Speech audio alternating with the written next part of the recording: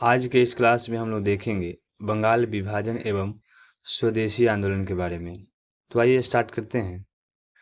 बंगाल का विभाजन किस वायसराय के कार्यकाल में हुआ था? लॉर्ड कर्जन के कार्यकाल में। बंगाल विभाजन की घोषणा कब प्रभावी हुई? 16 अक्टूबर 1905 ईस्वी को। 20 जुलाई 1905 को बंगाल विभाजन के निर्णय की घोषणा हुई, जिसके विरोध में 7 अगस्त 1905 को कलकत्ता के टाउन हॉल में स्वदेशी आंदोलन आरंभ हुआ। इसी बैठक में ऐतिहासिक बहिष्कार प्रस्ताव स्वीकृति हुई। बंगाल का विभाजन मुख्यतः किस उद्देश्य से किया गया था? बंगाली राष्ट्रवाद की भावनाओं को दुर्बल करने के लिए। उसके बाद हम लोग देखेंगे बंगाल विभाजन 1905 ईस्वी में हुआ था। उसका दो रूप में किया गया था, एक पश्चिमी बंगाल में और एक पूर्वी बंगाल में। तो पश्चिमी बंगाल में बंगाल, बिहार और उड़ीसा हुआ था, और पूर्वी बंगाल में असम और पूर्वी बंगाल था। और पश्चिमी बंगाल में जो था हिंदू जनसंख्या बाहुल्य क्षेत्र था, और पूर्वी बंगाल में मुस्लिम जनसंख्या बाहुल्य क्षेत्र था। वंदे मातरम किस आंदोलन के दौरान भारतीय राष्ट्रीय आंदोलन का प्रेरक गीत बना? स्वदेशी आंदोलन के समय। स्वदेशी आंदोलन के समय बंगाल के विभाजन 1905 के विरोध में हुआ आंदोलन का नेतृत्व किसने किया था? सुरेंद्रनाथ बनर्जी ने किया था। सुरेंद्रनाथ बनर्जी ने किया था। दिल्ली में स्वदेशी आंदोलन का नेतृत्व किसने किया था? सैयद हैदर रजा ने किया था। सैयद हैदर रजा ने। मद्रास में स्वदेशी आंदोलन का नेतृत्व किसने किया था? चिदंबरम पिल्ले ने किया था। चिदंबरम पिल्ले ने किया था। ब्रिटिश वस्तुओं को बहिष्कार को राष्ट्रीय नीति के रूप में किस वर्ष स्वीकृति किया गया? तो वर्ष 1905 ईस्वी में। ब्रिटिश पत्रकार SWC नविन्सन किस आंदोलन से जुड़े हुए थे? तो स्वदेशी आंदोलन से जुड़े हुए थे। स्वदेशी आंदोलन से जुड़े हुए थे। 16 अक्टूबर 1905 को बंगाल में शोक दिवस मनाया गया। रविंद्रनाथ टैगोर के सुझाव पर संपूर्ण बंगाल में इस दिन को राखी दिवस के रूप में मनाया गया। वर्ष 1905 को स्वदेशी आंदोलन को कृषक तथा मुसलमान वर्ग का विशेष समर्थक प्राप्त नहीं हुआ। भारत की प्राचीन कला परंपराओं को पुनर्जीवित करने के लिए एक Indian society of oriental art की स्थापना किसने की थी? रविंद्रनाथ टैगोर ने। स्वदेशी आंदोलन के प्रारंभ का तात्कालिक कारण क्या था? तो वो था लॉर्ड कर्जन द्वारा बंगाल विभाजन करना। बंगाल में ब्रिटेन की वस्तुओं को बहिष्कार का सुझाव सर्वप्रथम कृष्ण कुमार मित्र ने दिया था। कृष्ण कुमार मित्र ने दिया था। वर्ष 1905 में बंगला पत्रिका संजीवनी के संपादक कौन थे? कृष्ण कुमार मित्र थे। कृष्ण कुमार मित्र थे। स्वदेशी बांधव समिति की स्थापना किसने की थी? अश्वनी कुमार दत्त ने। अश्वनी कुमार दत्त ने। स्वदेशी आंदोलन के दौरान रविंद्रनाथ टैगोर ने अमार सोनार बांग्ला नामक गीत की रचना की, जो आगे चलकर वर्ष 1971 में बांग्लादेश का राष्ट्रगान बना। वर्ष 1905 में कांग्रेस के बनारस अधिवेशन में स्वदेशी आंदोलन का समर्थन किया गया। इस अधिवेशन की अध्यक्षता गोपाल कृष्ण गोखले ने किया था। गोपाल कृष्ण गोखले ने किया था। स्वदेशी आंदोलन के दौरान बंगाल केमिकल स्वदेशी स्टोर्स की स्थापना किसके द्वारा की गई थी? तो वो थे प्रफुल्ला चंद्र राय के द्वारा की गई थी। प्रफुल्ला चंद्र राय के द्वारा। लॉर्ड कर्जन द्वारा वर्ष 1905 में किया गया बंगाल विभाजन वर्ष 1911 में लॉर्ड हार्डिंग के कार्यकाल में रद्द कर दिया गया। स्वदेशी आंदोलन का आलोचक तथा पूर्व पाश्चात्य के मध्य एक बेहतर संबंध का समर्थक कौन था? तो वो था रविंद्रनाथ टैगोर था। बंगाल विभाजन के समय बंगाल का लेफ्टिनेंट गवर्नर कौन था? सर एंड्रूज फ्रेजर था। सर एंड्रूज फ्रेजर था।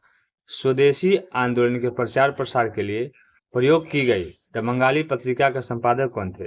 सुरेंद्रनाथ बनर्जी थे। सुरेंद्रनाथ बनर्जी थे। अरुंडेला समिति के सुझाव पर वर्ष 1911 में बंगाल का पुनः एकीकरण कर दिया गया और दिल्ली को राजधानी बना दिया गया। उसके बाद हम लोग देखेंगे मुस्लिम लीग एवं मार्ले मिंटो सुधार। मार्ले मिंटो सुधार।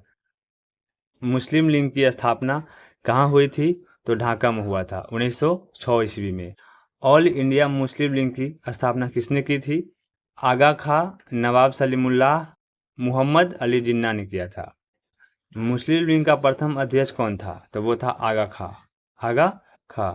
वर्ष 1907 में मुस्लिम लीग का वार्षिक अधिवेशन कहाँ आयोजित हुआ था? तो वो था कराची में हुआ था। मुस्लिम लीग ने पृथक निर्वाचन मंडल की मांग किस अधिवेशन में की थी? तो वो था अमृतसर अधिवेशन 1908 ईस्वी में। उसके बाद हम लोग देख लेते हैं अखिल भारतीय मुस्लिम लीग के अधिवेशन के बारे में।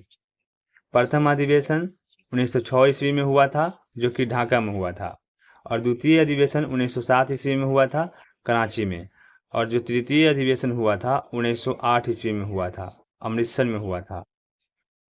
वर्ष 1908 में किसकी अध्यक्षता में अखिल भारतीय मुस्लिम लीग की एक शाखा लंदन में स्थापित हुई थी? तो वो था अमीर अली के अध्यक्षता में। अमीर अली की अध्यक्षता में हुई थी। भारत शासन अधिनियम 1909 को किस अन्य नाम से भी जाना जाता है? तो वो है मार्ले मिंटो सुधार अधिनियम 1909 के नाम से जाना जाता है। किस अधिनियम के द्वारा मुसलमानों के लिए पृथक निर्वाचन प्रणाली की व्यवस्था की गई? तो वो था भारत शासन अधिनियम 1909 के अध्यक्षता में। इंडियन काउंसिल एक्ट 1909 में प्रकार के प्रतिनिधित्व की व्यवस्था की गई थी, सांप्रदायिक प्रतिनिधित्व की व्यवस्था की गई थी। सांप्रदायिक प्रतिनिधित्व की व्यवस्था की गई थी। 1909 ईस्वी के सुधार बिल में पृथक निर्वाचन को स्वीकार कर लिया गया। यहीं से द्विराष्ट्र सिद्धांत की अवधारणा का प्रारंभ माना जाता है। याद रखना है कि पृथक निर्वाचन क्षेत्र बनाकर हम ऐसे घातक बीज बो रहे हैं जिसकी फसल बहुत कड़वी होगी। यह कथन किसके द्वारा कहा गया था? तो वायसराय मिंटो के द्वारा कहा गया था। वायसराय मिंटो के द्वारा। गवर्नर जनरल की कार्यकारिणी में भारतीय सदस्य को नियुक्त करने का प्रावधान किस अधिनियम में किया गया था? तो वो था मार्ले मिंटो सुधार अधिनियम 1909 में किया गया था। दौन शासन का जनक सर लियोनी कर्टिस को, जबकि बंगाल में दौन शासन का जनक रॉबर्ट क्लाइव को माना जाता है। गवर्नर जनरल की कार्यकारिणी में नियुक्त होने वाले प्रथम भारतीय कौन थे?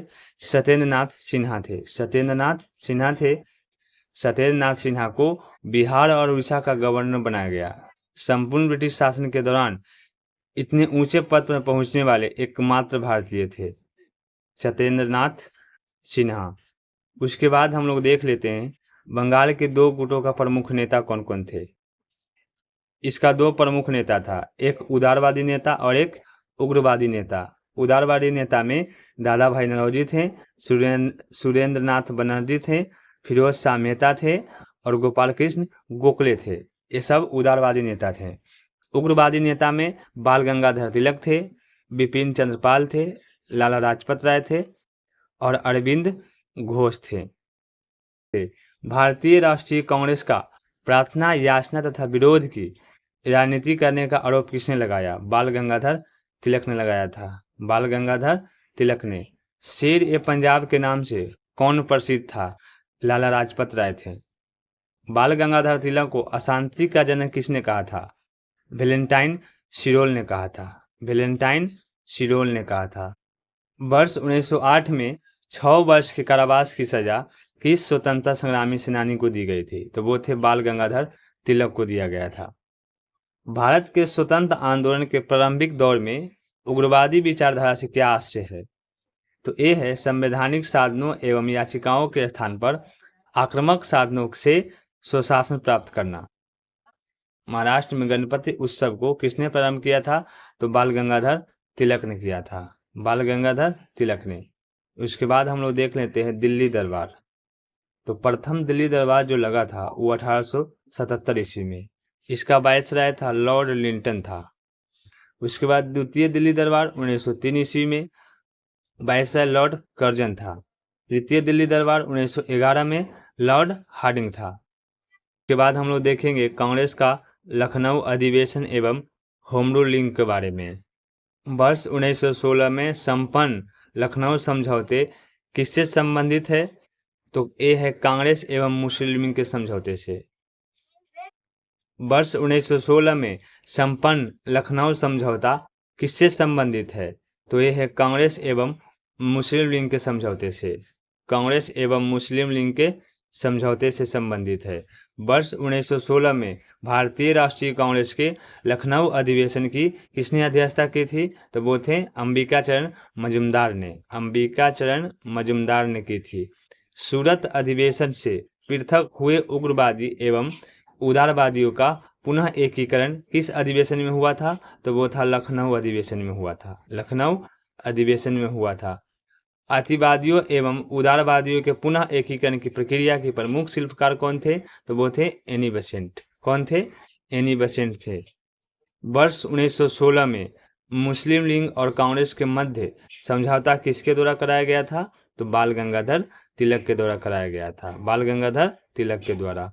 कांग्रेस के 1916 के लखनऊ अधिवेशन में लिया गया वह निर्णय क्या था जिसके मुख्य दूरगामी परिणाम हुए? मुख्य दूरगामी परिणाम हुए थे। तो कांग्रेस के द्वारा मुस्लिम लीग की पृथक निर्वाचन क्षेत्र की मांग स्वीकार किया गया था। मोहम्मद अली जिन्ना को हिंदू मुस्लिम एकता का दूत किसने कहा था?